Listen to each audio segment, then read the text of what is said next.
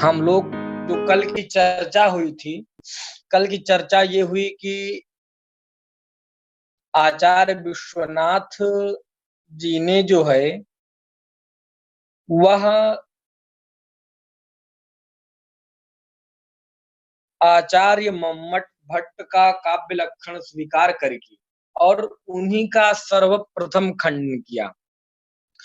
तो तदोषौ शब्दार्थौ सगुणावनलंकृति पुनः क्वापि, जो यह लक्षण काव्य प्रकाशकार के मत में दिया गया था, इस लक्षण को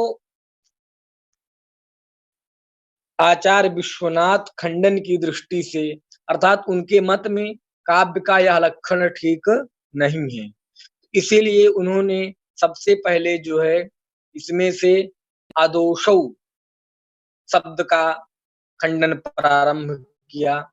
और तदोषौ शब्दार्थो सगुणावनलंकृति पुनः क्वापि, यह कहकर कहा एतत् चिंतम, यह क्या है, विचारणीय है यह काव्य का लक्षण। और फिर कहा अदोषो पद को लक्ष्य में लिया और कहा कि यदि दोष रहित तस्यैव काव्यत्व अंगीकारः तदा तदा क्या होगा, कहे तब तो न्यक्कार, यदि दोष रहित जो शब्द और अर्थ वही काव्य होगा, तब तो कहे अगर ऐसा अंगीकार कर लेंगे काव्य के लक्षण में कि दोष से रहित हो शब्द अर्थ, ऐसा शब्दार्थ काव्य होगा जो दोष से रहित हो, तब क्या होगा, कहे तब न्यक्कारो ह्ययमेव मे यदरयस्तत्राप्यसौ तापसः। जो यह श्लोक है, इस श्लोक में क्या हो जाएगा, कहे इस श्लोक में जो है काव्यत्व नहीं आ पाएगा, अर्थात यहाँ यह काव्यत्व है। आनंद वर्धनाचार्य इत्यादि आचार्यों ने क्या किया, स्वयं साहित्य दर्पणकार भी चतुर्थ परिच्छेद में इसको ध्वनि काव्य स्वीकार करते हैं, उत्तम काव्य। जब हम लोग चतुर्थ परिच्छेद साहित्य दर्पण का पढ़ेंगे तो वहां पर जब काव्य के भेद करेंगे, ध्वनि काव्य और गुणीभूत व्यंग्य काव्य, तो ध्वनि काव्य में जो है यह श्लोक न्यक्कारो ह्ययमेव मे यदरयः, यह ध्वनि काव्य में विश्वनाथ ने पढ़ा है। आनंद वर्धन आचार्य भी इसमें ध्वनि काव्य स्वीकार करते हैं। वह ध्वनि कैसे, ध्वनि माने व्यंग्य, तो वह व्यंग्यार्थ की प्रतीति, वैसे तो रसादित ध्वनि है। ध्वनि तीन प्रकार की है, वस्तु अलंकार ध्वनि, वस्तु अलंकार तीन है ध्वनि। तो ध्वनि जो है तीन प्रकार की हुई, तो एक रसद ध्वनि हुई, और रसद ध्वनि, वस्तु ध्वनि और अलंकार ध्वनि, ये तीन ध्वनियां हुई, रस वस्तु अलंकार।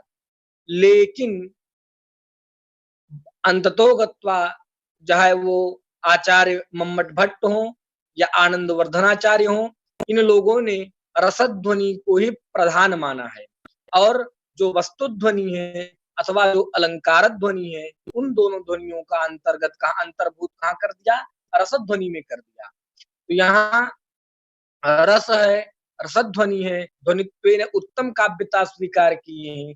लेकिन दोष तो कहे यहाँ पर भी है। दोष यहाँ क्या था, तो यहाँ विधेया विमर्श दोष था।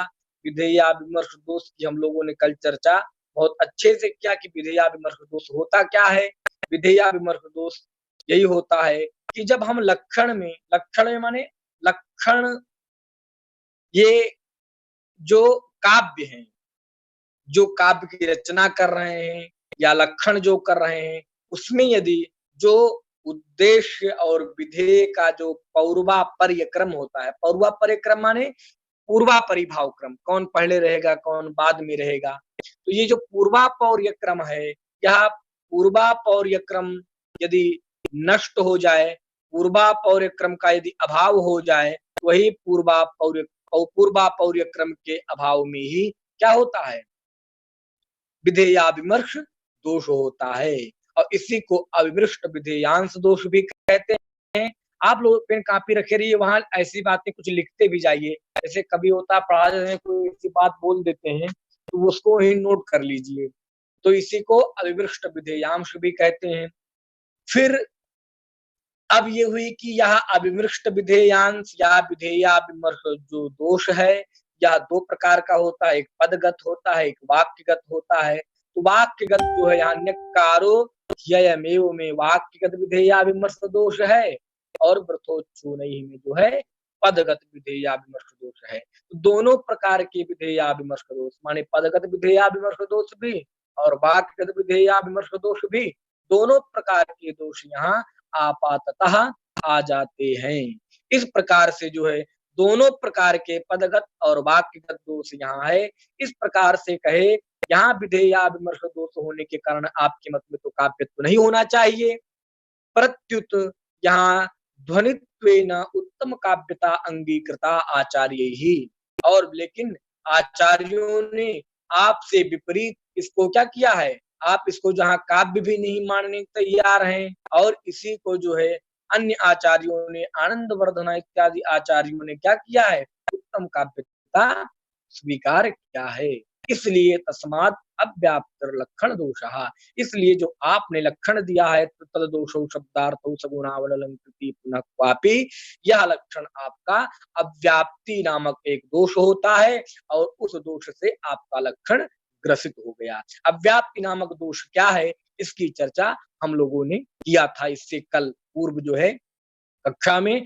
अव्याप्ति दोष की लक्षण चर्चा हमने पर्याप्त मात्रा में, तो इस प्रकार से जो है हम अब थोड़ी सी जो है कल अव्याप्ति हमने देखा कि अव्याप्ति दोष कैसे है।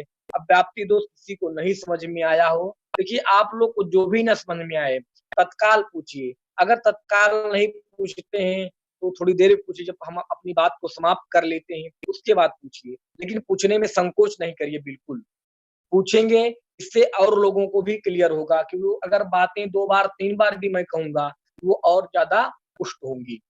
तब आज के पाठ में हम लोग पहले थोड़ा से ये अव्याप्ति अतिव्याप्ति जो असंभव, ये जो 3 दोष हैं, ये 3 दोष क्या हैं, इनकी थोड़ा चर्चा कर लें, क्योंकि अभी असंभव दोष भी हमको आने वाला है तुरंत 2 पंक्ति के बाद में।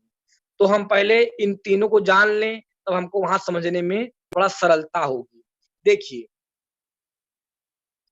कहते हैं जैसे हम किसी वस्तु का लक्षण करने जब चलते हैं, जैसे गो एक क्या है, पदार्थ है, या गो जो भी है एक द्रव्य है, एक पिंडीभूत मांस विशेष पिंड एक वाचक है गो शब्द, तो उसका अगर हम लक्षण करेंगे तो लक्षण क्या करेंगे। ऐसे ही घट है, उस घट का लक्षण क्या करेंगे। जो वस्तुएं हैं, इन वस्तुओं का कोई न कोई एक लक्षण होता है, जो लक्षण करते हैं तो वह लक्षण हुआ, जो लक्षण हम बना रहे हैं जिस वस्तु का, और जो वस्तु होती है वह लक्ष्य होती है, क्योंकि हम लक्षण किसका कह रहे हैं, हमारा कोई लक्ष्य होगा उसी का लक्षण करेंगे।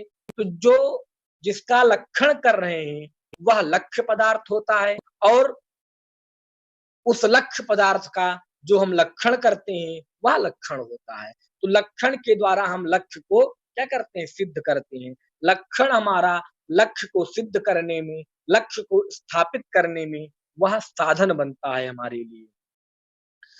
तो इस प्रकार से आप लोग तर्क भाषा में पढ़े होंगे, तो वहां पर आचार्य वात्स्यायन कहते हैं कि त्रिविधा चास शास्त्र से प्रवृत्ति ही, अर्थात इस शास्त्र की न्याय दर्शन की त्रिविधा प्रवृत्ति है। त्रिविधा प्रवृत्ति माने 3 प्रकार से, जहां धा आए, द्विधा त्रिधा चतुर्धा पंचधा, वहां प्रकार अर्थ लेते हैं। द्विधा माने 2 प्रकार से, त्रिधा माने 3 प्रकार से, चतुर्धा माने 4 प्रकार से, पंचधा माने 5 प्रकार की। ऐसे ही तो त्रिविधा माने 3 प्रकार की प्रवृत्ति शास्त्र में देखी जाती है, और न्याय शास्त्र में तो विशेष रूप से देखी जाती है। कहे क्या, कहे कि सबसे पहले तो हम क्या देखते हैं, कहे सबसे पहले हम यही देखते हैं कि जो है कि 3 क्या है, कहे उद्देश्य है, लक्षण है और परीक्षा है। तो उद्देश्य क्या है, तो वहां आया है कि वस्तु मात्रेण संकीर्तनम उद्देश्य, जब हम वस्तु मात्र का उद्देश्य कर दें, संकीर्तन कर दें, अर्थात वस्तु का उच्चारण कर दें, वस्तु के नामों का बोध कर दें, तो वही उद्देश्य कहलाता है। वस्तु नाम संकीर्तनम उद्देश्य, वस्तुओं का संकीर्तन माने कह देना। जैसे मैंने कह दिया गो अश्वः, गजः, नरः, ब्राह्मण, क्षत्रिय, वैश्य, ऐसे हम करते चले गए नाम एक घट पट। जो ये वस्तुओं का हम उल्लेख कर रहे हैं नाम पूर्वक, यही उद्देश्य है जो संकीर्तन कह रहे हैं जो, यही उद्देश्य है। फिर कहे उद्देश्य करते हैं पहले हम, और फिर उन उद्देश्य पदार्थों का लक्षण करते हैं। तो यहाँ न्याय शास्त्र में उद्देश्य क्या है? तो जो 16 पदार्थ जो वर्णित हैं, 16 पदार्थ कौन है? प्रमाण, प्रमेय, संशय, प्रयोजन, दृष्टांत, सिद्धांत, अवयव, तर्क, निर्णय, वाजल, गंधा, हेत्वाभास, छल, जात, निग्रह, स्थानानाम, जो ये निग्रह स्थान इत्यादि हैं, ये 16 पदार्थ जो हैं, ये उद्देश्य क्या पहले आचार्य जो गौतम मुनि हुए, उन्होंने पहले क्या किया? पहले उद्देश्य किया, और फिर उसके बाद में उन्होंने एक एक प्रत्येक प्रमाण क्या है, प्रमेय क्या है, प्रमाण प्रमेय संशय क्या है, प्रयोजन क्या है, दृष्टांत क्या है, सिद्धांत क्या है, सबका फिर लक्षण किया। प्रमाण का लक्षण किया, प्रमाकरणम प्रमाणम, प्रमा का जो कर्ण वही प्रमाण है। ऐसे ही सबका जो है उन्होंने लक्षण किया। तो फिर लक्षण करते हैं हम, और फिर एक और चीज है, परीक्षा भी करते हैं हम। लक्षण कर दिए, लक्षण के बाद परीक्षा यदि नहीं करेंगे कि लक्षण लक्ष्य पदार्थ में घटित हो रहा है कि नहीं घटित हो रहा है, हो सकता है कि ऐसा लक्षण हो जाए कि जो लक्ष्य में भी घटित हो और लक्ष्य से इतर पदार्थ में भी, मतलब कि भिन्न पदार्थ में भी चला जाए, या हो सकता है कि लक्ष्य में जा ही ना रहा हो, लक्ष्य के अतिरिक्त ही चला जाए, या हो सकता है कि लक्ष्य के कुछ भाग में जा रहा हो, कुछ भाग में न जा रहा हो। इस प्रकार की 3 प्रकार की एक लक्षण में दोष देखा जाता है। एक तो होता है कि लक्षण लक्ष्य में ही ना रहे और अन्य में चला जाए, लक्ष्य में लेकिन जाए ही ना, ऐसा लक्षण असंभव कहलाता है, असंभव दोष। कुछ ऐसा लक्षण हो सकता है कि जो लक्ष्य के कुछ भाग में तो रहे लेकिन कुछ भाग में ना रहे, ऐसा जो है कहलाता है अव्याप्ति दोष कहलाता है। और कुछ ऐसा लक्षण जो लक्ष्य में तो सभी में रहे लेकिन साथ साथ जो है लक्ष्य से अलक्ष्य भूत जो पदार्थ हैं उनमें भी चला जाए, ऐसा लक्षण जो है अतिव्याप्ति दोष से ग्रसित हो जाता है। तो वह लक्षण लक्ष्य का है कि नहीं, यह परीक्षा करना, यह भी एक जो है त्रिविध के अंदर आता है। इस प्रकार से क्या हुआ कि उद्देश्य लक्षण परीक्षा त्रिविधाचार्य न्याय शास्त्र से प्रवृत्ति, ऐसा जो है आचार्य वात्स्यायन गौतम मुनि ऋषि प्रणीत जो गौतम सूत्र है, उस सूत्र के भाष्य में जो है उन्होंने कहा है। इस प्रकार से यहाँ पर जो साहित्य दर्पण में लक्षण में जो अव्याप्ति दोष दिखाया उन्होंने, और फिर अभी असंभव दोष भी दिखा रहे हैं। अब देखिए समझिए, हम एक सामान्य पहले गो पदार्थ को लेते हैं, गो पदार्थ का लक्षण करते हैं हम लोग। तो गो पदार्थ का यदि किसी से पूछा गया बताइए गो का लक्षण क्या है, तो उसने कहा, बालक किसी व्यक्ति ने कहा कि ठीक भैया जिसके सींग हो, क्या हो, जिसके सींग हो वही गाय कहलाएगी, वही गाय होती है। तो लक्षण संस्कृत में क्या कहेंगे, कहे श्रृंगित्वम गोत्वम, अर्थात श्रृंगित्व ही गोत्व है, अर्थात जिसके सींग हो वही गाय है। अब देखिए अगर ऐसा लक्षण किसी ने किया तो यह लक्षण को अब हम चलते हैं घटाते हैं कि लक्ष्य भूत जो हमारा पदार्थ है गो, उस लक्ष्य भूत पदार्थ में यह लक्षण घटेगा कि नहीं घटेगा। अब हम लक्षण को उठाते हैं श्रृंगित्व गोत्व को और गौ के पास चलते हैं। अब गौ के पास यदि हम चलेंगे तो गौ में हमको सींग मिल रही है, गौ में श्रृंगित्व है, लक्षण घट गया। हाँ बहुत अच्छी बात। लेकिन अब यह गो से इतर जो पदार्थ है, अजा है, महिषी है इत्यादि में भी यह लक्षण क्या जा रहा है, घटित हो रहा है। अर्थात गो जितनी भी गाय है उनमें श्रृंगित्व तो है, उनमें सब में सींग है, कोई दिक्कत नहीं, लक्षण आपका सही है। लेकिन जो गाय के अतिरिक्त भी जो अजा और महिषी इत्यादि हैं उनमें भी यह लक्षण जा रहा है, इसलिए यह लक्षण क्या, यह लक्षण आपका अतिव्याप्ति नामक दोष से ग्रसित हो गया। अब अतिव्याप्ति का लक्षण क्या है, अतिव्याप्ति का लक्षण है कि लक्ष्य वृत्तित्वे सति अलक्ष्य वृत्तित्वम। आप लोग लिख लीजिए, लक्ष्य वृत्तित्वे सति, लक्ष्य वृत्तित्वे सति अलक्ष्य वृत्तित्वम अतिव्याप्ति। लक्ष्य वृत्तित्वे सति माने ऐसा लक्षण जो लक्ष्य में रहे। देखिए वृत्ति शब्द जो है वह रहने के लक्ष्य में तो रहे, लक्ष्य वृत्तित्वे सति अर्थात लक्ष्य में रहता हुआ। यहाँ सती सप्तमी है, सती जहाँ लगाते हैं वहां मतलब कि रहते हुए, भोजन भोजन करते हुए, ऐसा है। तो लक्ष्य वृत्तित्वे सति अर्थात लक्ष्य में रहते हुए हो जाए, अलक्ष्य वृत्तित्वम, अलक्ष्य में चला जाए, लक्ष्य से इतर पदार्थ में चला जाए, ऐसा लक्षण अतिव्याप्ति नामक दोष से युक्त होता है और यही अतिव्याप्ति नामक दोष कहलाता है। तो यहाँ जो श्रृंगित्वम गोत्वम दे रहे हैं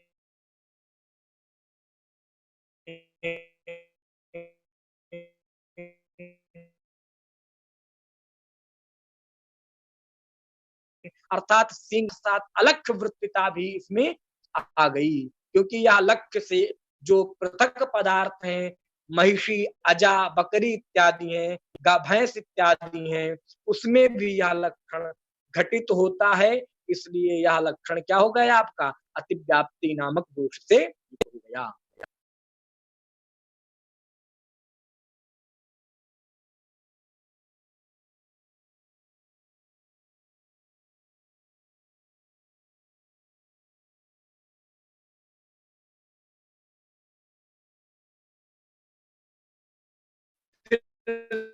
दूसरा लक्षण क्या है कहे अतिव्याप्ति हो गया। अब अव्याप्ति की चर्चा करते हैं। अव्याप्ति नामक दोष क्या है कहे अव्याप्ति दोष वह कहलाता है जो क्या हो बोले कि जो है अव्याप्ति दोष वह कहलाएगा कि जो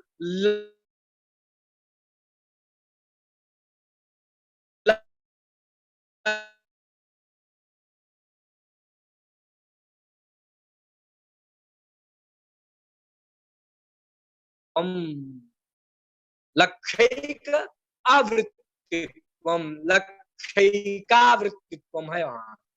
तो लक्षिक आवृत्तित्व लक्ष्य के जो एक में आवृत्तित्व माने ना रहना, लक्ष्य के एक भाग में ना रहना, एक भाग में नहीं रहेगा मतलब कुछ भाग में रहेगा कुछ भाग में नहीं रहेगा।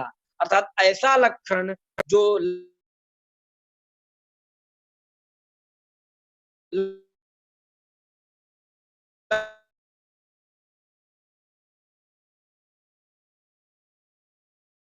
लक्ष्यभूत जो पदार्थ है उस लक्ष्यभूत पदार्थों में कुछ विस्तृत हम लोग किए थे। अब देखिए अब किसी से पूछा गया भाई ठीक है तो आपने जो लक्षण दिया यह सही नहीं है, तो उसने कहा चलो ठीक है कोई बात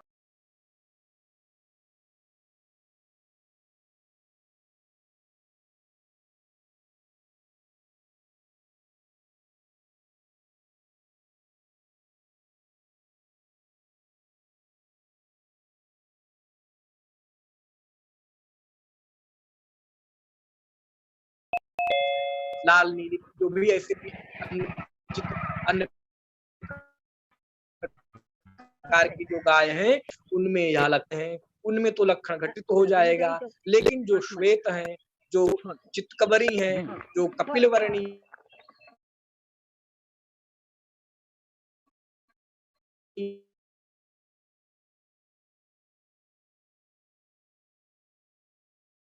गौ है उनमें यह लक्षण घटित नहीं होगा। लक्षिक देश अवृत्तित्व हो गया इसलिए यह भी लक्षण क्या है शुद्ध लक्षण नहीं है, शुद्ध लक्षण नहीं है अर्थात क्या हो गया इसमें अव्याप्ति नामक दोष है। अब तीसरा एक दोष और है वह है असंभव दोष। असंभव दोष क्या है इसकी चर्चा करेंगे। असंभव दोष होता है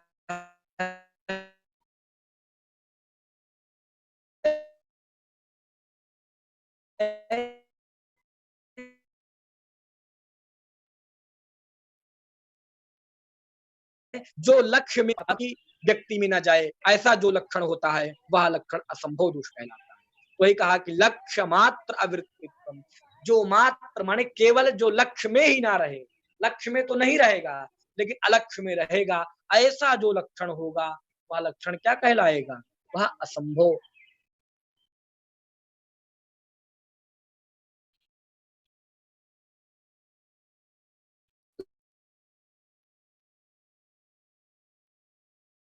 लक्षण यानी आप मान लीजिए एक शपथत्वम गोत्वम, ये लक्षण मान लीजिए। एक शपथत्वम माने शफ माने खुर होता है, शफ माने खुर, और एक माने एक खुर है जिसके वह गाय है, जिसके क्या है एक खुर है वह गाय है। अब हम चलिए एक खुर को लेकर के गाय के पास चलते हैं। जब गाय के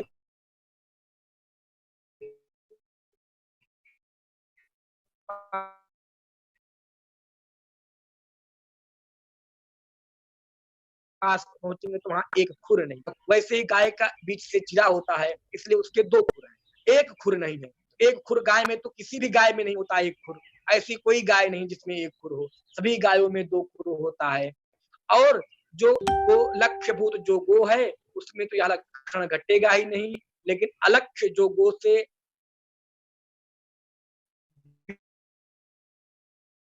और हमारा जो एक अश्व है, घोड़ा है, उसको क्या उनको एक खुर होता है, उनका जो खुर होता है वह बीच से चिरा नहीं होता है। तो यह एक शपथतम कहाँ चला गया लक्षण आपका, गर्दभ में चला गया, अश्व में चला गया, अर्थात जो एक खुर वाले प्राणी हैं उनमें चला गया।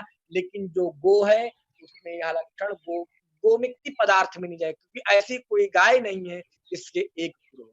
तो इसलिए एक शपथत्वम गोत्वम जो यह इन्होंने लक्षण दिया, यह लक्षण क्या है, यह लक्षण अव्याप्ति असंभव नामक जो दोष है उस दोष से ग्रसित हो गया। इसलिए ना तो श्रृंगित्वम गोत्वम हो सकता है, ना कृष्णत्वम गोत्वम हो सकता है, और ना ही एक शपथत्वम गोत्वम हो सकता है, क्योंकि ये तीनों लक्षण किसी में अतिव्याप्ति है, तो किसी में अव्याप्ति है, तो किसी में असंभव है।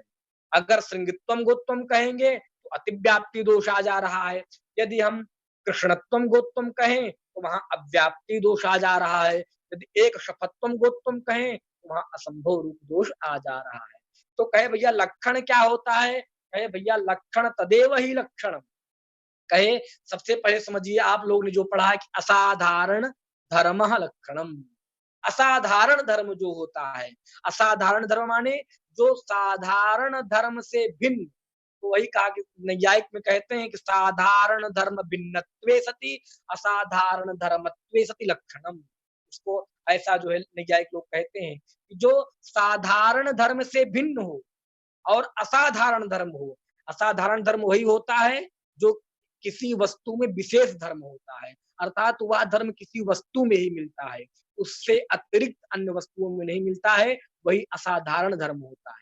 और साधारण धर्म तो क्या होते हैं, बहुत कुछ हो सकते हैं। जैसे आपको थोड़ा सा एक उदाहरण मैं दूंगा असाधारण धर्म का। जैसे जब जो कुम्हार होता है, जब वह घट निर्माण करता है, उस घट निर्माण के प्रति जो है असाधारण क्या होता है, असाधारण करण क्या होता है, करण जानते हैं आप लोग, करण असाधारण, जो असाधारण कारणों में जो बहुत सारे कारण होते हैं, उन कारणों में जो असाधारण कारण होता है वही करण कहलाता है। तो कारण तो बहुत सारे हैं, कारण क्या है, एक जो कुंभकार बनाने वाला भी कारण है, उसका जो चक्र है जो घुमाता है चाक को, वह भी कारण है, और जो है दंड भी कारण है। तो ऐसे बहुत सारे कारण हैं, लेकिन कहते हैं जो असाधारण कारण हो वही कारण कहलाता है। असाधारण कारण कौन है, अगर दंड ना हो तो चक्र घूमेगा नहीं, अगर दंड ना हो, दंड से दंडा रहता है, उस डंडे से चाक को घुमाता है कुंभकार, अगर वो दंड ना हो तो चक्र घूमेगा नहीं, और चाक घूमेगा नहीं तो घट निर्माण होगा नहीं। तो घट निर्माण के प्रति असाधारण कारणों में जो असाधारण कारण है, जो वह असाधारण बहुत सारे कारण हैं, और उनमें असाधारण कारण कौन है तो दंड है, और उसी की करण संज्ञा होती है। असाधारण कारण होता है उसी को करण कहते हैं, असाधारण कारण करण। अब आप कहेंगे कि अंगुली से घुमा ले, न डंडा लगाए, ऐसा कुछ छात्रों जब पढ़ाई शंका करते हैं कि जो है तो डंडा से नहीं अंगुली से घुमा लेगा, तो दंड रूप का कार्य कौन कर रही है, अंगुली कर रही नहीं कर रही है, तो अंगुली आपका यहाँ दंड हो जाएगी, क्योंकि दंड रूप कार्य आपका अंगुली हो जाएगा वहां, अगर आप जिससे घुमाएंगे वह आपका दंडत्वेन उपस्थित होगा, क्योंकि आप उसको दंड वो हो जाएगा। इसलिए असाधारण कारण तो बहुत सारे हैं, कारण तो बहुत सारे हैं, लेकिन असाधारण कारण दंड है, इसलिए दंड जो है वह करण हो जाता है। घट के प्रति करण क्या है? दंड है। दंडम प्रति घटम प्रति दंड करणम। न्याय में घट के प्रति जो है दंड है, दंड जो है वह करण कहलाता है। हम लोग कभी जब न्याय की चर्चा करेंगे तो विस्तृत चर्चा करेंगे इसकी। इस प्रकार से यहीं पर इस विषय को नहीं विषयांतर हो जाएंगे हम लोग। इस प्रकार से यह 3 प्रकार के दोष हो गए। कहे लक्षण क्या हो? कहे तदेव ही लक्षणम यद अव्याप्ति अतिव्याप्ति अव्याप्ति असंभव रूप दोषत्रय शून्यम। जो तो ना अतिव्याप्ति जिसमें ग्रसित हो, ना अव्याप्ति नामक दोष आए और ना असंभव नामक दोष आए।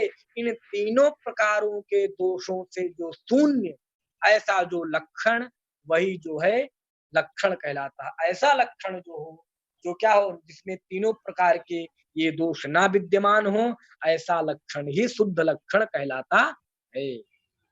अब देखिए, अब हम लोग इतना समझ लिए हैं, इसलिए अब बता दूं गो का लक्षण क्या होगा। कहे शासनादिमत्वम गोत्वम, शासनादिमान होना। शासना माने क्या?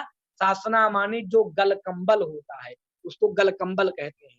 गल कंबल माने जो गाय के गले के पास जो एक लुथड़ा टाइप में जो लटकता रहता है, कोमल कोमल सा, बहुत लंबा सा पंखा टाइप में, उसी को गल कंबल कहते हैं। वह गल कंबल जो है गाय को छोड़ करके गाय से अतिरिक्त अन्य पदार्थों में नहीं रहता।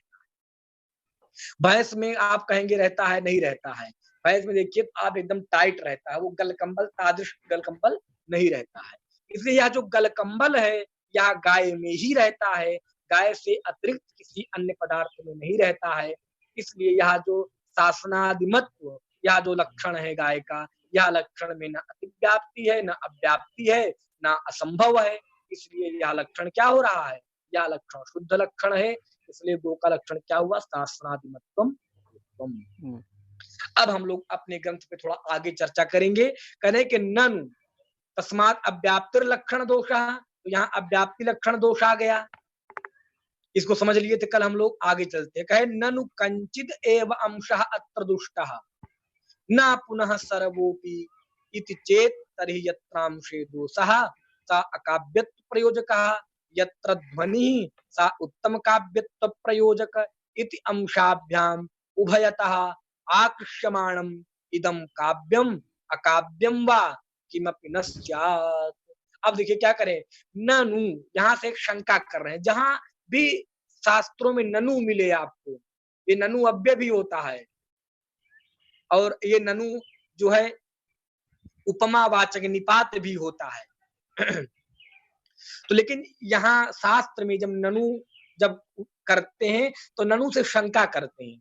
ननु माने एक शंका, पूर्व पक्ष के रूप में एक शंका यहाँ कर रहे हैं। शंका का क्या कर रहे हैं? कह रहे हैं, शंका में कह रहे हैं कि ननु कश्चित एव अंशः अत्र दुष्टः।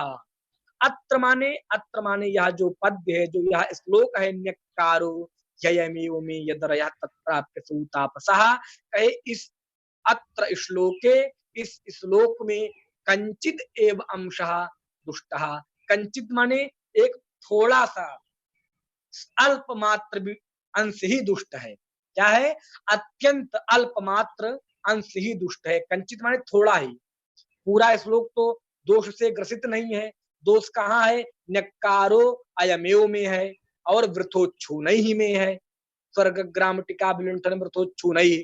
तो इस प्रकार से कहे कंचित एव अंशः अत्र दुष्टः। अत्र माने अस्मिन् श्लोके, अत्र श्लोके कंचित एव अंशः माने एक, कंचित माने थोड़ा सा ही, स्वल्प मात्र अंश ही, अल्प मात्र अंश ही दुष्ट है, माने दोष से ग्रसित है, उसमें दोष है। ना पुनः सर्वः अपेति, ना पुनः सर्वोपि, न कि संपूर्ण यह श्लोक ही दोष से ग्रसित है। श्लोक में दोष कहाँ है? कहे कंचित अंश में ही है, माने थोड़े से ही अंश में दोष है। ना पुनः सर्वो, ना कि संपूर्ण श्लोक में दोष है। इति इस प्रकार यदि कोई शंका करे, चेत तरहि यत्रांशे दोषः सा अकाव्यत्व प्रयोजकः। यत्र माने जिस अंश में दोष है श्लोक में, उसको आप अकाव्यत्व मान लीजिए, अकाव्यत्व का प्रयोजक मान लीजिए। अकाव्यत्व का प्रयोजक माने उसको आप काव्य का जो लक्षण है उसका विघातक मान लीजिए, अर्थात वह काव्य की श्रेणी में नहीं आएगा। और यत्र ध्वनि, और जहाँ पर ध्वनि है माने जहाँ पर उत्तम काव्य है, जहाँ ध्वनि है, जहाँ व्यंग्यर्थ की प्रधानता है, जहाँ रसादि ध्वनि परिलक्षित हो रही है, आप उसको उत्तम काव्य का प्रयोजक मान लीजिए। माने वह जहाँ पर जिस अंश में ध्वनि अथवा व्यंग्यार्थ की प्रधानता है, वह उत्तम काव्य कहलाएगा, उसको उत्तम काव्य का प्रयोजक मान लीजिए आप। माने वहाँ काव्य के उत्कर्ष का निर्वाहक होगा। तो कहे इति अंशाभ्याम उभयतः आकृष्यमाणम, बोले इस प्रकार के इति अंशाभ्याम, इन दो प्रकार के अंशों से, माने आप कहें कि जहाँ दोष है और जहाँ दोष नहीं है, तो जहाँ दोष है उसको अकाव्य मान लीजिए, जहाँ दोष नहीं है उसको उत्तम काव्य मान लीजिए। तो बोले इस प्रकार इन अंशों के द्वारा, माने काव्य और अकाव्यत्व अंशों के द्वारा अथवा दोष और अदोष अंश के द्वारा उभयतः आकृष्यमाणम, दोनों, उभयता माने उभयत्र, दोनों ओर, उभयत्र, दोनों ओर, उभयता माने जो अंश दूषित है वह अपनी ओर खींचेगा कि नहीं इसको अकाव्य करो, और जो अंश दोष से रहित है वह अपनी तरफ खींचेगा इसको काव्य की श्रेणी में ले आओ। तो दोनों तरफ आकृष्यमाणम इदम, इदम श्लोकम, दोनों तरफ उभयता खींचा जाता हुआ यह श्लोक जो है क्या हो जाएगा, ना तो यह काव्य होगा और ना ही यह अकाव्य होगा। काव्यम अकाव्यम वा, ना तो यह काव्य की श्रेणी में जाएगा और ना यह अकाव्य की श्रेणी में जाएगा। किमपि न स्यात् काव्यम वा अकाव्यम, या काव्य इसको हम कहें अथवा अकाव्य कहें, यह जो है किमपि कुछ भी नहीं होगा। अगर हम इसको काव्य माने, इसको अकाव्य माने, कुछ लोग कहेंगे नहीं इसको काव्य मानो, जो लोग कहेंगे इसको अकाव्य मानो, जब इस प्रकार से लड़ाई हो जाएगी इन दोनों के प्रति, तब कहे या तो न काव्य हो पाएगा ना अकाव्य हो पाएगा, किमपि न स्यात्, या कुछ भी नहीं हो पाएगा। क्योंकि कुछ कुछ लोग कहेंगे कि जहाँ दोष है उसको अकाव्य मान लीजिए, जहाँ दोष नहीं है उसको काव्य का मान लीजिए। कहे इन प्रकार के दोनों अंशों के द्वारा सब अपनी अपनी तरफ जब खींचे जाएंगे, तो अकाव्य का प्रयोजक जो अदोष वाला है, अदोष जो दोष युक्त है वह अकाव्यत्व की तरफ खींचेगा, जहाँ दोष नहीं है वह काव्यत्व की तरफ खींचेगा। इस प्रकार से क्या हो जाएगा, ना तो यह काव्य रहेगा ना यह अकाव्य रहेगा, यह कुछ भी नहीं होगा। इसलिए ऐसी शंका नहीं करना चाहिए कि जहां पर दोष है को अकाव्य में, जहां दोष नहीं है जो है काव्य मान लीजिए, का नहीं करनी चाहिए। वही आगे कह रहे हैं, फिर एक शंका उठा रहे हैं कि न च कंचिद एव अंशम काव्यस्य दूषयन्तः श्रुत दुष्टादयः दोषाः किम तर्हि सर्वमेव काव्यम। अब देखिए एक यहाँ शंका दूसरी उठा रहे हैं, कह रहे हैं कि ना को बाद में ले जाएंगे। अब देखिए बोले कंचित एव अंशम काव्यस्य दूषयन्तः श्रुति दुष्टादयः दोषाः, कहे जो श्रुति दुष्टादि जो दोष हैं, श्रुति दुष्टादयः दोषाः, श्रुति दुष्ट इत्यादि जो दोष हैं, दुष्श्रवत्व प्रभृति इत्यादि आदि शब्द से और लेंगे। श्रुति दुष्टादि दिया ना, तो आदि से जो त्रिधा अश्लील हैं, जब सप्तम परिच्छेद में पढ़ेंगे तो वहां आया है दुष्श्रवत्व है, 3 प्रकार के अश्लील हैं, बहुत सारे जो है पदगत पदांशगत वाक्यांशगत दोष की चर्चा हुई है। जब दोष प्रकरण पढ़ेंगे तो वहां कितने प्रकार के दोष हैं वो चर्चा वहां पर होगी। तो यहाँ श्रुति दुष्टादि पहला दोष का नाम दे दिए, आदि से और जितने दोष हैं सबको ग्रहण कर लीजिए। कहे जो श्रुति दुष्टादि दोष जो हैं, वो श्रुति दुष्टादि जो दोष हैं वो क्या करते हैं, कहे काव्यस्य कंचित एव अंशम दूषयन्तः, काव्य के कंचित एव अंश माने कंचित माने स्वल्पम एव, अर्थात कुछ अंश को, थोड़े अंश को, अल्प अंश को, अल्प अंश माने भाग, तो अल्प भाग को ही, अल्प अंश को ही क्या करते हैं, दूषयन्तः दूषित करते हैं। न तो सर्वम एव काव्यम, न कि संपूर्ण काव्य को। तो क्या करते हैं, कहे कि जो श्रुति दुष्टादि दोष हैं वो श्रुति दुष्टादयः दोषाः काव्यस्य माने काव्य के क्या करते हैं, कंचित एव अंशम दूषयन्तः, अर्थात स्वल्प अंश को, किंचित अंश को, अल्प अंश को, अल्प भाग को ही क्या करते हैं, दूषयंता माने दूषित करने वाले होते हैं। इति ना, ऐसा नहीं कहना चाहिए, उसे ना का अन्वय करिए ना, ऐसा नहीं कहना चाहिए। वे करें कि अब फिर सुनिए एक बार, श्रुति दुष्टादयः दोषाः काव्यस्य किंचित एव अंशम दूषयन्तः किम, कहे न, नहीं, कहे क्या, जो श्रुति दुष्टादि जो दोष हैं वो काव्य के क्या किंचित अंश को, स्वल्प अंश को, थोड़े अंश को, जितने अंश में दोष रहता है क्या उतने अंश को ही दूषित करते हैं जो श्रुति दुष्टादि दोष हैं? कहे नहीं, ऐसा नहीं है, ऐसा नहीं कहना चाहिए। अपितु क्या करते हैं, कहे तर्हि सर्वमेव काव्यम, वे संपूर्ण काव्य को दूषित करते हैं। ऐसा नहीं है कि जिस अंश में दोष है श्रुति दुष्टादि केवल उसी अंश को दूषित करेंगे, वो ऐसा नहीं है। वो अपितु क्या करते हैं, वो कहे संपूर्ण काव्य को ही दोष करते हैं। ये पंक्ति थोड़ा साहित्य दर्पणकार की थोड़ा घुमाऊ है, थोड़ा बहुत क्लिष्टता से लिख दिया इन्होंने अन्वय। इसको ऐसे करिए कि श्रुति दुष्टादयः दोषाः पहले अर्थ घटाइए, फिर काव्यस्य लीजिए, फिर कंचित एव अंशम दूषयन्तः किम, कहे न, फिर ना जोड़िए। कहे क्या करते हैं, कहे तरी सर्वम एव काव्यम, अभी तो क्या करते हैं ये, कहे संपूर्ण काव्य को ही ये दूषित करते हैं। तो इस प्रकार से घटाइए कि जो श्रुति दुष्टादि, ऐसी शंका कर रहे हैं लोग कि ऐसा ऐसा नहीं, जो लोग ऐसे सोचते हो ऐसा उनको नहीं सोचना चाहिए कि जो श्रुति दुष्टादि दोष है वो काव्य के कंचित अंश को माने स्वल्प अंश को, जिस अंश में वो दोष रहते हैं उसी भाग को केवल दूषित करते हैं, ऐसा नहीं सोचना चाहिए। अपितु जो ये दोष है श्रुति दुष्टादि दोष, ये सर्वम एव माने सकलम संपूर्णम एव, संपूर्ण काव्य को ही दूषित करते हैं। सर्वम एव माने सकलम एव, संपूर्णम एव, संपूर्ण जो अवयवी भूत जो काव्य है उस काव्य को ही क्या करते हैं, काव्य को ही दूषित करते हैं। फिर आगे कह रहे हैं उसी, और इस बात को और जो है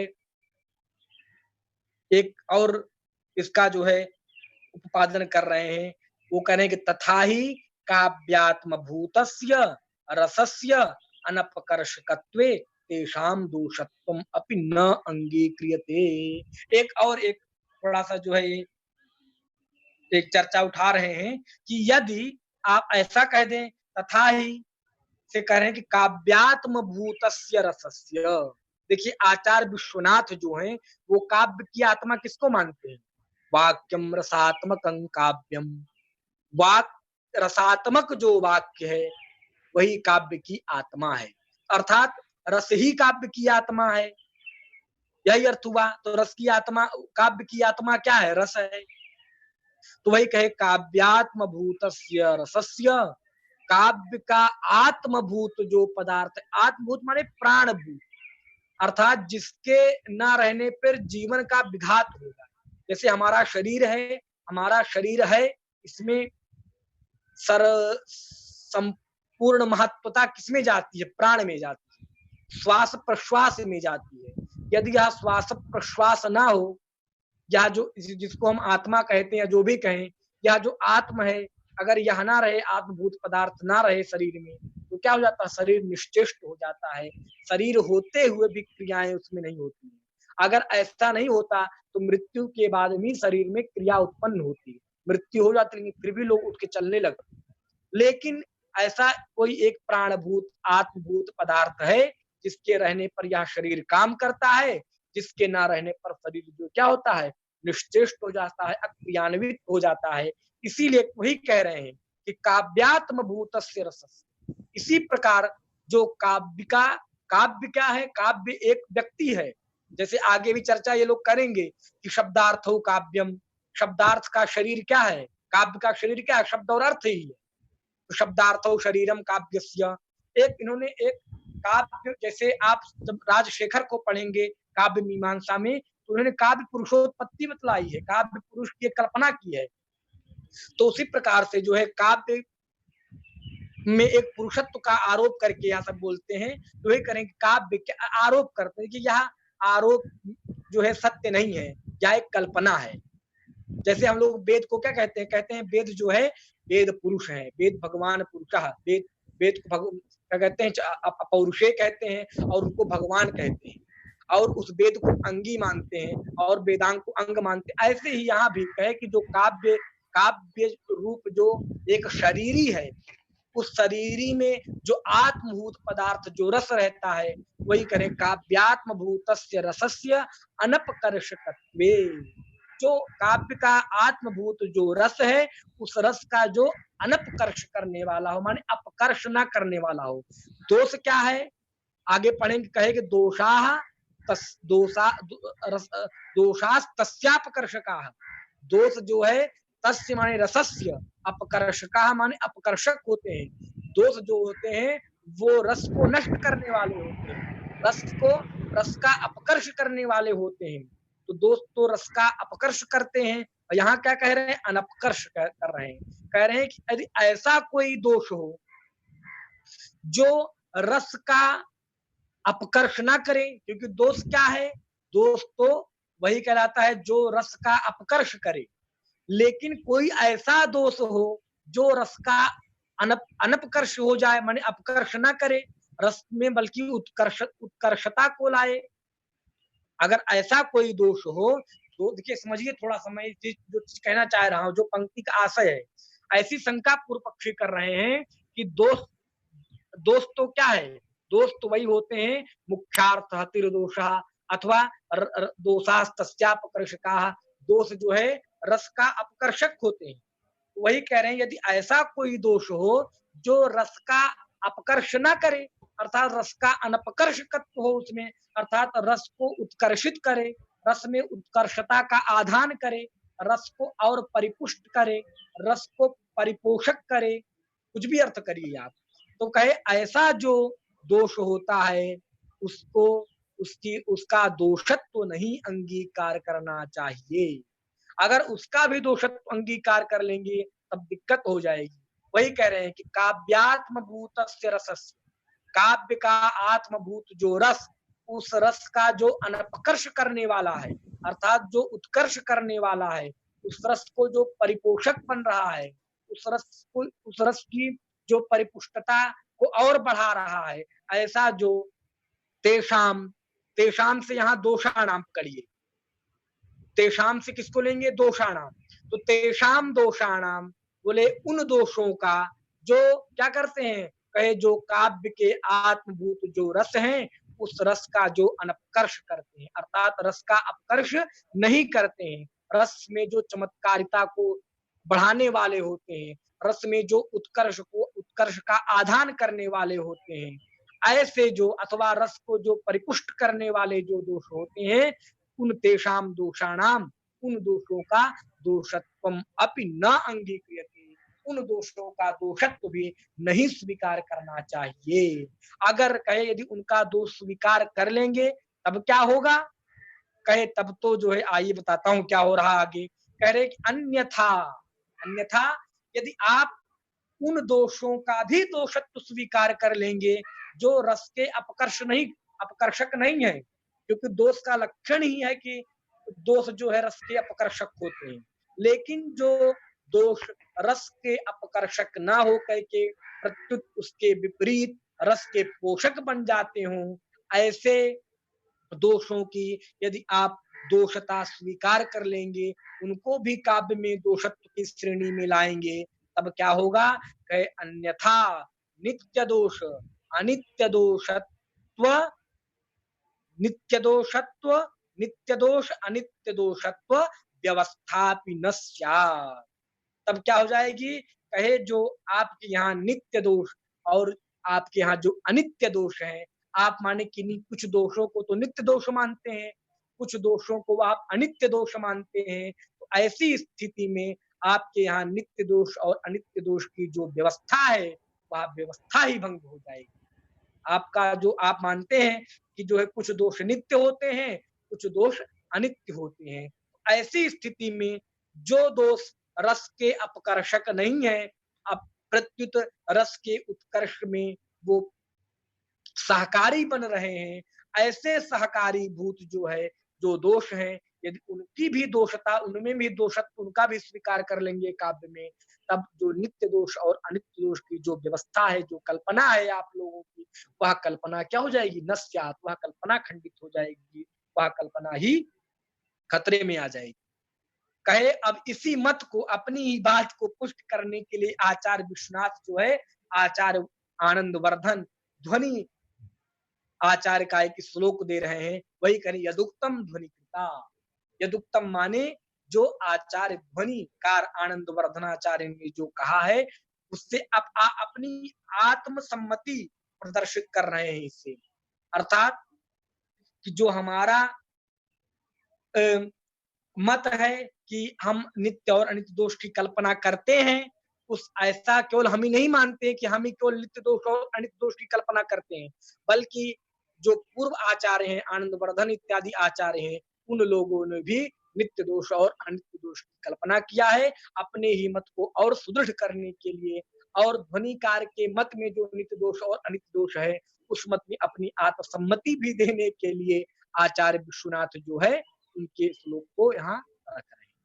मैं थोड़ा सा एक चीज यहाँ और बता दूं, यदि मैंने कल चर्चा किया था कि नित्य दोष और अनित्य दोष कैसे जाने, जैसे समझिए थोड़ा सा, जैसे जो श्रुति कटु इत्यादि दोष हैं, श्रुति कटु दोष क्या है? श्रुति कटु दोष देखिए, मैं आपको थोड़ा सामान्य बता दूं तो आप लोगों का ज्यादा समझें।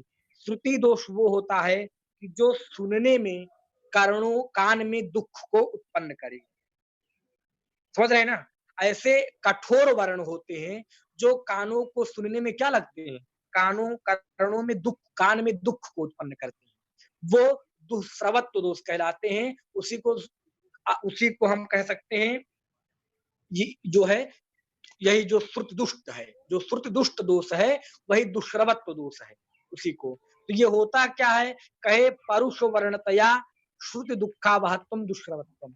जो परुष वर्ण होते हैं, परुष माने कठोर, जो कठोर वर्ण होते हैं वो क्या करते हैं? श्रुति माने कान में दुख के आधायक होते हैं, अर्थात दुख को उत्पन्न करने वाले होते हैं। अभी जब आपको कान में ठम ठम ढम ढम की आवाज सुनाई पड़े तो आप कान में क्या लगता है? वो मधुर नहीं लगता है, वह कानों में कहते हैं ना, कान दर्द रहा, बंद करो इसको। कभी डीजे चल जाए ठम ठम कान के पास तो क्या कहते हैं? अरे बंद करो, ये जो है अच्छा नहीं लग रहा है इस समय। या हम किसी दुख या शोक में डूबे हुए हों, उस समय इस प्रकार की कोई आवाज करने लगे तो हमको क्या लगता है? वो हमारे कानों में, कानों को दुख उत्पन्न करने लगती है। जो कठोर वर्ण होते हैं, वो कठोर वर्ण क्या करते हैं? कानों में कर्णों को दुख उत्पन्न करते हैं, कानों में दुख को उत्पन्न करते हैं। ऐसे जो श्रुति दुष्टादि दोष हैं, वो कहाँ पर दोष होंगे और कहाँ पर दोष नहीं होंगे, यह आचार्य स्वयं विश्वनाथ भी, अन्य आचार्यों ने भी कहा है कि ये दोष कहाँ होंगे? कहे ये जो दुष्श्रवत्व दोष है, ये वीर रस में, बीभत्स रस में और रौद्र रस में तो ये दोष नहीं कहलाएंगे, लेकिन इनसे अतिरिक्त स्थल में, माने श्रृंगार, हास्य, करुण इत्यादि स्थलों में ये दोष दोष कहलाएंगे। और ये वीर में, बीभत्स रस में, रौद्र रस में ये दोष दोष नहीं कहलाएंगे। समझ में आ रही बात? समझ रहे हैं सब लोग? आवाज आ रही है सब लोगों को मेरी?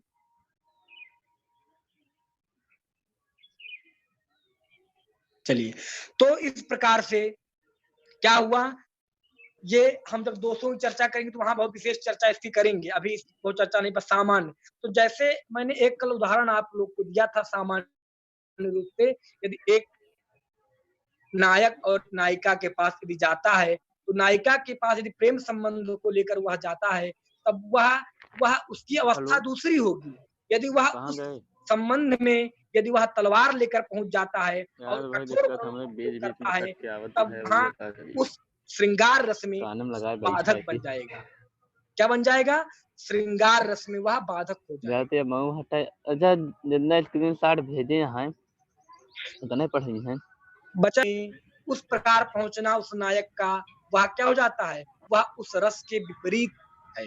लेकिन जो इस रस में यह जिस क्रियाकलाप को कर रहा है, इससे विपरीत यही क्रियाकलाप यदि वह रण क्षेत्र में जाकर करे और तलवार को उठा करके शत्रु को ललकार के कहे कि आओ मैं तुमसे युद्ध करने के लिए तत्पर हूँ, तो यहाँ यही वर्ण जो है वहां पर क्या हो जाएंगी, यही तलवार इत्यादि वहां पर वीर रस की पोषक हो जाएंगी। लेकिन जो श्रृंगार रस में जिस प्रकार एक नायक का सरल भाव और कोमल भाव से नायिका के पास जाकर के और उसको प्रेम संबंध के लिए वर्णन करना कहना, और यही तो वहां पर श्रृंगार रस को पोषित करेगा। लेकिन यही स्थिति वीर रस में अपना ले, रण क्षेत्र में जाकर के और तलवार को ढीली हाथ से पकड़ के कहे आओ मुझसे युद्ध कर लो, ऐसे मन में ढीला ढीला मन से कहे आओ लड़ लो, तो वो श्रृंगार वही जो है वीर रस में बाधक हो जाए। इस प्रकार से कुछ दोष ऐसे होते हैं जो किसी रस विशेष के प्रति वो बाधक होते हैं और किसी रस विशेष के प्रति जो है वही दोष नहीं होते, अर्थात उस रस को और परिपुष्ट करने वाले बन जाते हैं। ऐसी नित्य और अनित्य दोष की कल्पना आचार्यों ने की है, वहां नित्य और अनित्य दोष कल्पना नहीं हो पाई।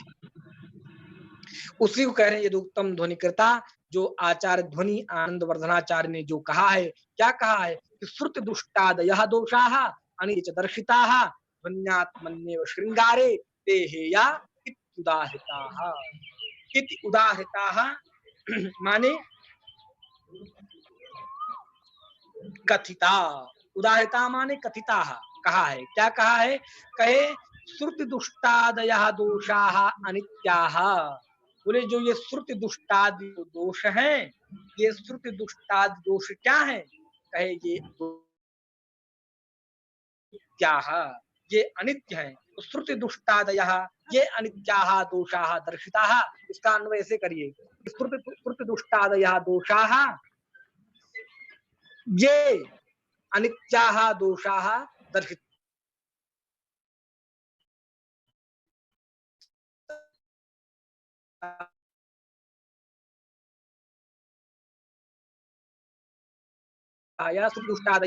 ये अनित्या, फिर यहाँ से पकड़िए श्रृंगारे ते दोषाः, ते से दोषों पकड़िए, ते दोषाः वे दोष जो है जो ध्वन्यात्मनि श्रृंगारे एव, अर्थात ध्वनि की आत्मा अर्थात ध्वनि स्वरूप जो श्रृंगार रस है उस श्रृंगार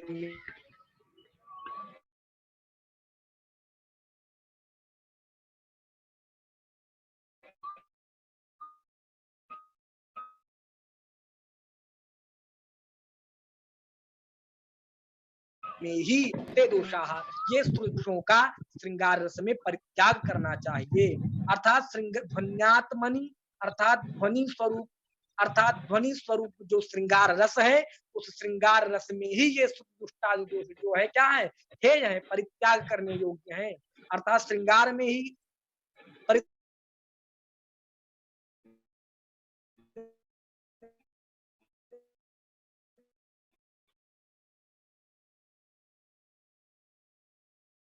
त्याग करने योग्य हैं। इससे एक बात और ध्वनित होती है, ये उपादेय भी है, ये ग्रहण करने योग्य भी हैं, वहां ये दोष नहीं कहलाएंगे। इसलिए ध्वन्यात्मन श्रृंगार में तो श्रुति दुष्टादि दोष ये नित्य दोष कहलाएंगे, और इनसे अतिरिक्त वीर बीभत्स रौद्र में यह दोष अनित्य कहलाएगा।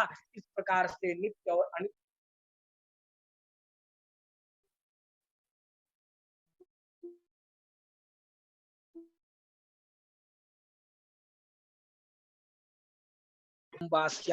सर्वथा निर्दोषस्य एकांतम असंभवात्, कहे इस प्रकार से। तो अब क्या होगा, अब देखिए यहाँ फिर ऊपर के आप जो ऊपर जो अदोषों की चर्चा चल रही थी, दोष रहित शब्दार्थ ही काव्य होते हैं, वहीं पर फिर आ जाइए, कहे किंचा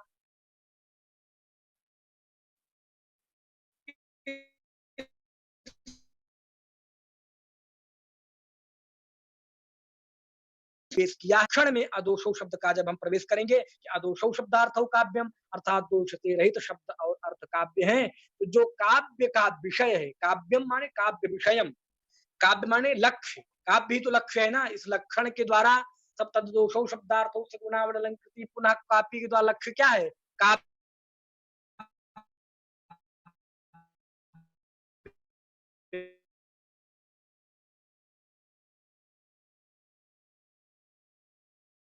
लक्ष्य मतलब क्या हो जाएगा, कहे प्रविरल विषय मतलब कि यह इसका जो विषय होगा वह अत्यंत विरल हो जाएगा, माने बहुत कम विषय बनेंगे। ऐसे क्यों होगा? कहे या इसलिए होगा क्योंकि जो है, जो इसका काव्य का अधिकरण क्या है? श्लोक है। श्लोक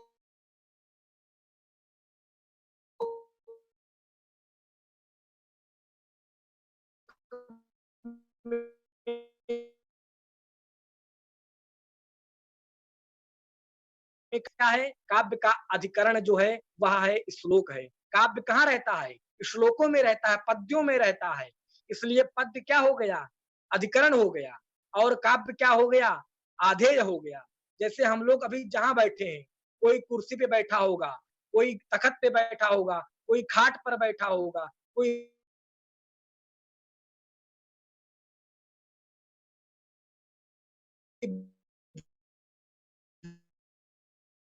भूमि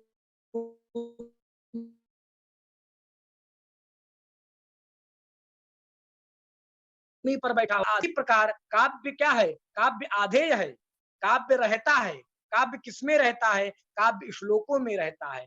ध्वनि उत्तम काव्य, ध्वनिभूत काव्य या गुणीभूत व्यंग्य काव्य या चित्र काव्य, ये तीनों प्रकार के काव्य या 2 प्रकार के काव्य या इससे अधिक जो राज जगन्नाथ पंडित ने उत्तमोत्तम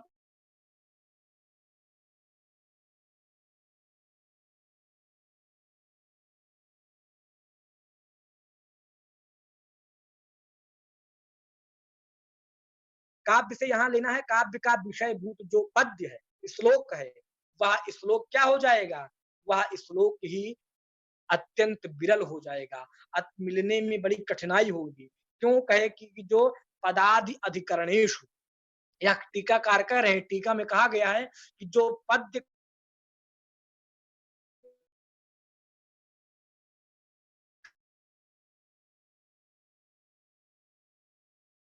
का का पद्य रूपी जो अधिकरण है काव्यों का, तब लेगा। ऐसे बहुत कम श्लोक बचेंगे जहाँ दोष ना हो। तो कहे दोष की बाहुल्यता होने के कारण, दोष अनंत होने के कारण, दोष बहुत होने के कारण, दोषों की आधिक्यता होने के कारण यह क्या हो जाएगा? कहे यह जो है विषयों स्वल्पहा, इसलिए काव्य का विषय बहुत स्वल्प मात्रा में हो जाएगा, बहुत अल्प भाग हो जाएगा।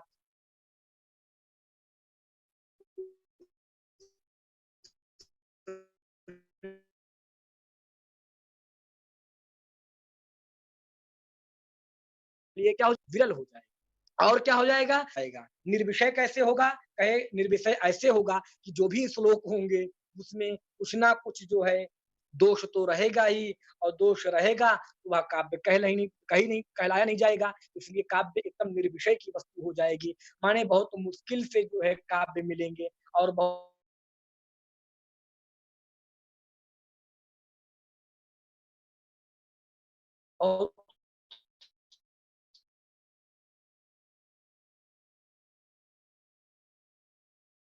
सोचदारी हो जाएगा, अर्थात काव्य को करने में बड़ी कठिनाई होने लगेगी, अर्थात लक्ष्यभूत काव्य ही असंगति में आ जाएगा। इस प्रकार से सर्वथा निर्दोषस्य एकांतम असंभवात। इस प्रकार से सर्वथा माने सर्व प्रकार से, सभी प्रकार से निर्दोष जो, अर्थात दोष से रहित जो काव्य हो, उसका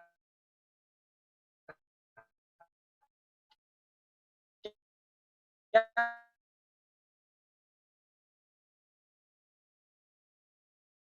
है?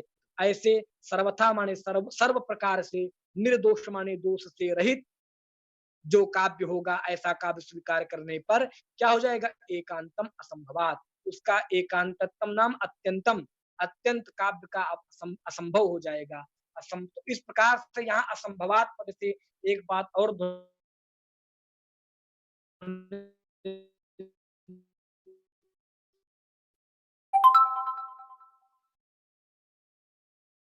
कर दो, लघुभूत जो पदार्थ काव्य, उस काव्य में यहाँ लक्षण घटेगा नहीं, तो असंभव रूप दोष भी आ जाएगा। असंभव रूप दोष की मैंने चर्चा किया, क्या है? कहे असंभव रूप दोष वही है जो काव्य के लक्ष्यभूत पदार्थ में ही ना रहे। तो यहाँ लक्ष्यभूत पदार्थ काव्य है, और सर्वथा निर्दोष काव्य में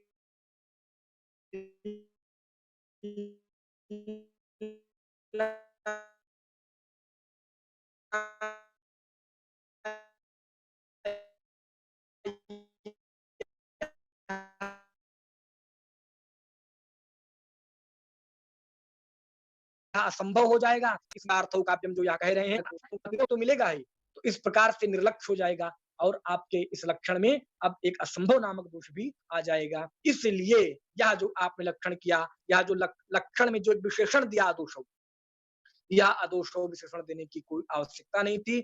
यह अदोषौ विशेषण देने पर ऐसे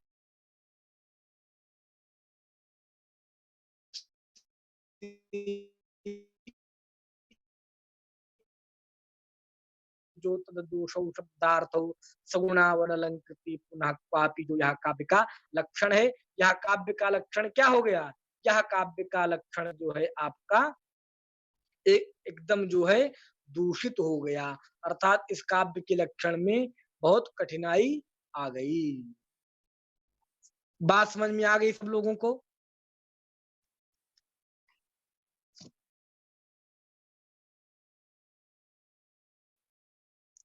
कुछ बोलेंगे आप लोग? आज हम यहीं पर समाप्त करेंगे अपने। अब इसके आगे ननु ईषद अर्थेन या प्रयोगाः चेत् तर्हि ईषद दोषो शब्दार्थो काव्यम्। यहाँ से एक नवीन चर्चा प्रारंभ करेंगे, इसकी अदोषों की चर्चा करेंगे, लेकिन थोड़ा एक यहाँ से पक्ष ये अलग दे रहे हैं। इन पक्ष देने का आशय इनका यही है कि अदोषौ ना कह करके ईषद दोषौ जोड़ दें वहाँ। माने कि जो वहाँ अदोषौ में समास हुआ है नई तत्पुरुष ना दोषौ अदोषौ, उस समास को हम ईषद अर्थ में ले लें। इसके लिए आपको पहले नए के 6 अर्थ जानने होंगे।